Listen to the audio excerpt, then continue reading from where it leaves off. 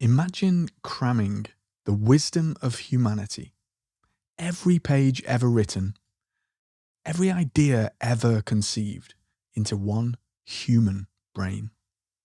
Mind blowing, isn't it? Quite literally mind blowing. Would this superhuman be a genius or a hot mess? Would they gain enlightenment or just end up super confused? Would they be the life of the party or a bore? Are we talking about a modern day Buddha or someone you would literally avoid at a party? What if you could Google search your brain and instantly know anything? Sure, you'd be a walking, talking search engine, but how would it change your game? Think about it. You'd be the ultimate Swiss army knife of human beings, but would it make you a better human?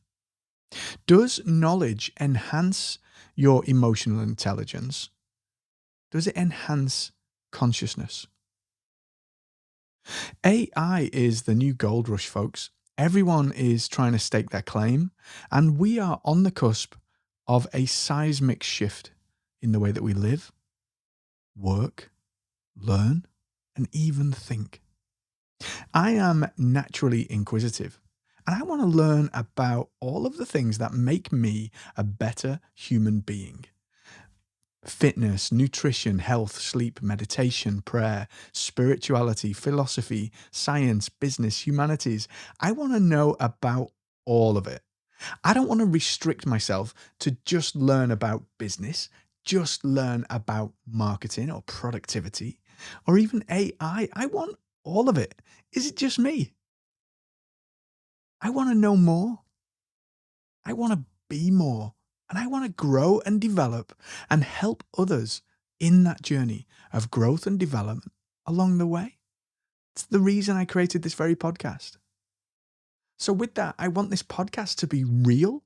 I don't want it to be fake nonsense. I want it to be raw and authentic. I want there to be fluffs and mistakes.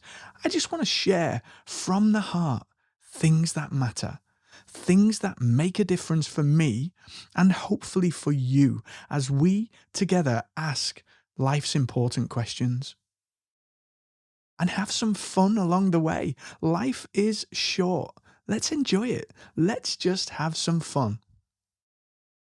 So back to putting all of the knowledge into a human brain. Do you think you'd really be amazing? You'd have all of the answers. But do you think knowledge is everything? Or is there more? Is there more to being a human being? Will this AI that's dominating our lives at the moment, will it actually become sentient? Eventually? Maybe?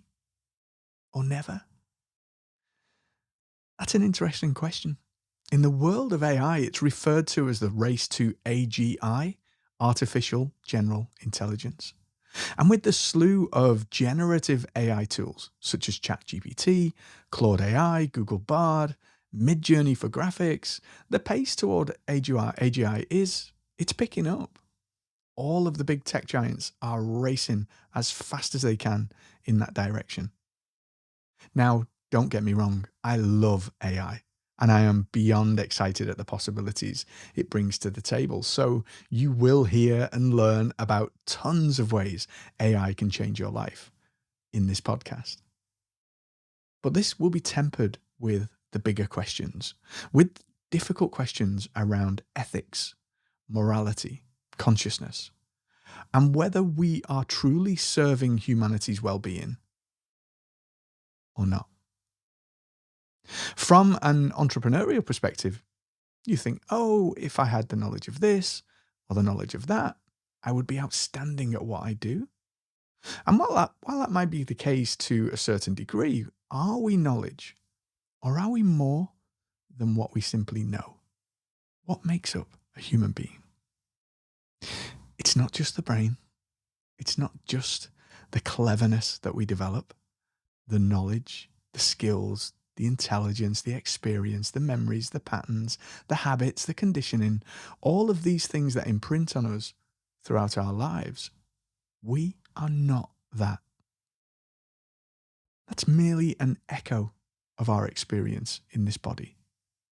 We really are infinite, divine beings created to live out a higher purpose, to experience life in all its richness, in all its misery, and in all of its glory.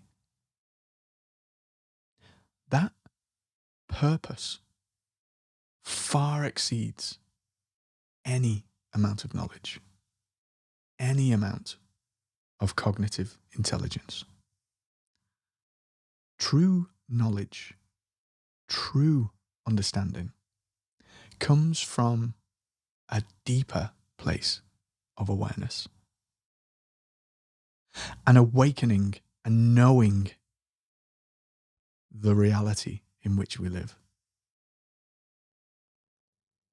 Becoming conscious aware, consciousness aware of self, and seeing what that reality is. Buddha created some signposts for us in the concept of the Four Noble Truths. The truth of suffering, the truth of the origin of that suffering, the truth of the cessation of that suffering, and the truth of the path, the way to stop that suffering. And interestingly, it's not the Four Noble Truths that provide a pathway to understanding life, to giving you that awareness. It's actually the knowledge of, it's the awareness of the Four Noble Truths. So the Four Noble Truths in and of themselves are signposts. They are merely pointers to consciousness, a deeper knowing, a deeper awareness, and awakeness to these things.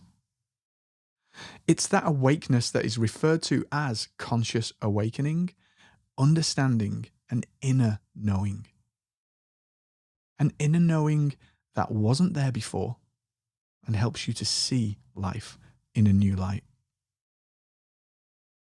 This worry I'm feeling right now, my desire, I want this situation to be different in this moment, instead of accepting my circumstances, instead of accepting life as it is, I'm creating anxiety because I want things to be different. I have a desire for things to be different than what they are.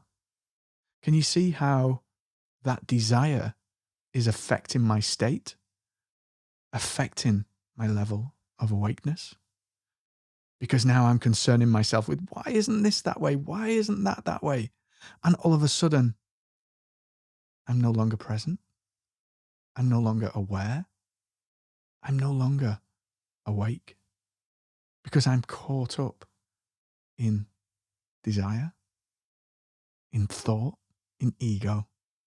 And now I'm on a cycle of destruction, a cycle of suffering. So while knowledge can bring with it bliss and joy and a great sense of connection to something that feels bigger than you, at the same time, it can cause restlessness in the seas of our spirits and cause us to go into endless turmoil as that voice inevitably raises its volume in our heads. Hey, who do you think you are? Who do you think you are? And that's the cycle we go on every single day, every breath in and every breath out. Follows the same cycle. It never changes, but it always changes. That's the paradox. That's the joy. That's the joy of living this human existence, this human experience.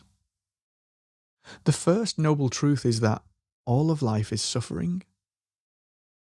Samsara, the circle of birth and death. We're born, we grow old, and we die. It's a cycle. It's a cycle that we see in nature.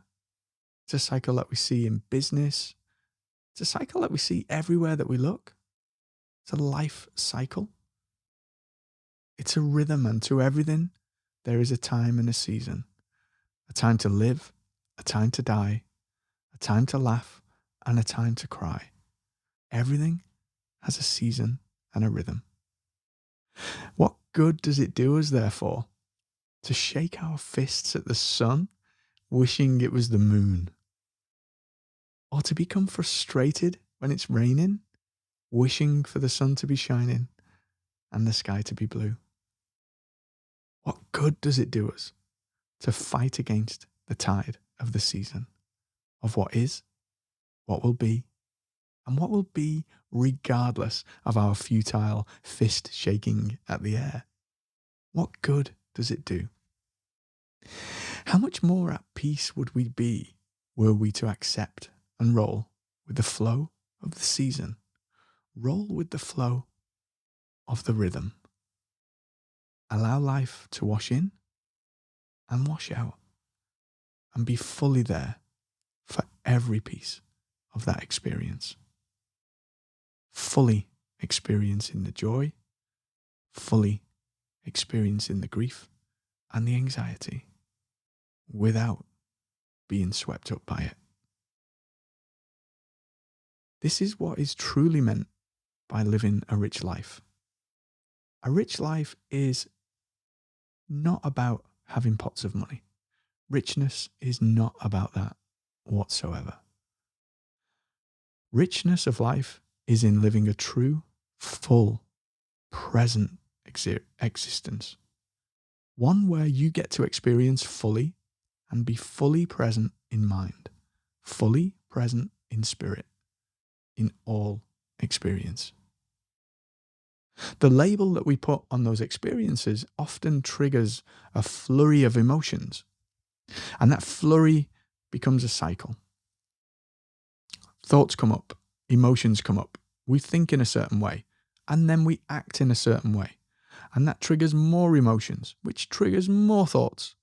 Oh, this is a bad thing. It's bad. What if that happens? What if that happens? And now we're focused on that. That's what we see. That's what we experience. Our thoughts are bad. Our emotions are bad because we've labeled it as bad. We act in accordance with our thoughts and our feelings. So we've started a cycle and we're trapped in it. We're stuck on the hamster wheel with no way off. Changing that label at the very beginning changes the entire cycle. Whether you think you can or you think you can't, you're right. If you're already in the cycle, how do you get out of it? You pause. You take a breath. You sit in quiet contemplation, focusing on your anchor to the divine, your anchor to consciousness, the breath. Often, when energies are running riot and your mind is busy, feels like the last thing that you may want to do.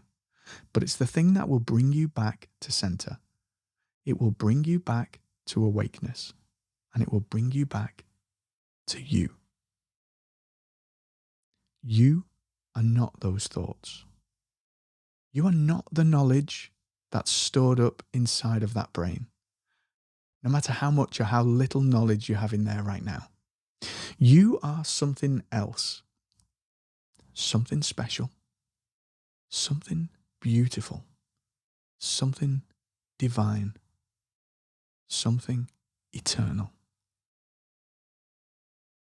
Take a moment to pause and connect with the real you, not the nonsense that comes up in your head. Connect with the you that existed before your mother and father were born. From that place of connection, you can open doors in your life, in your business, that knowledge alone can never open. When you are driven from that place of connection to consciousness, you act in true accord with your higher purpose. You take action that fulfills your real reason for being on this planet, in this body, living this life, in these circumstances, right now.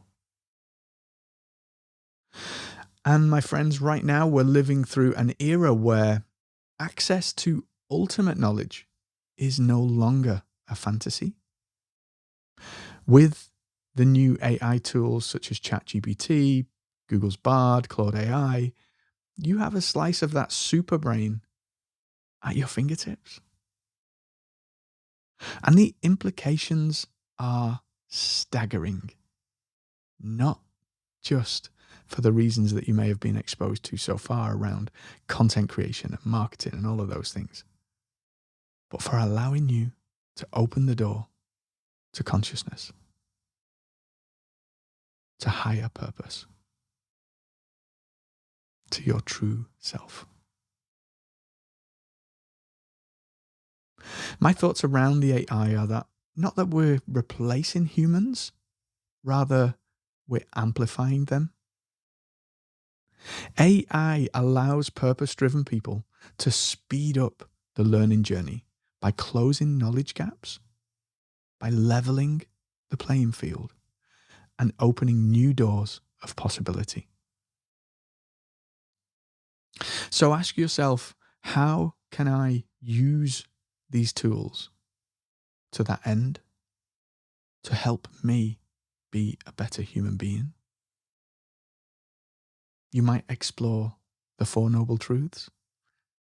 You might explore the way to stop suffering. You might explore the way to anchor through the breath. All of these discoveries will fuel your awakening, will fuel your development in consciousness and your connection to that higher purpose. Now, what happens if we become too dependent on this new AI technology, right? How do we define the lines between human and AI? If AI can do more and more creative heavy lifting, then how do we handle that? Spoiler alert, right? We're going to dive into all of this and so much more in future episodes. Always connected to spirit. So stay tuned. But for now, I invite you to savor the possibilities from that place of deep connection. Consider how what you do can change the lives of those around you. Then ask yourself how the tools available can help you to accelerate that process for you and for the people that you serve and for the people that need to hear your message. The future is a blank canvas, quite literally. You've got the brushes in your hand. You've got the paints in front of you. What masterpiece will you create in your life and in the lives of those people that you serve?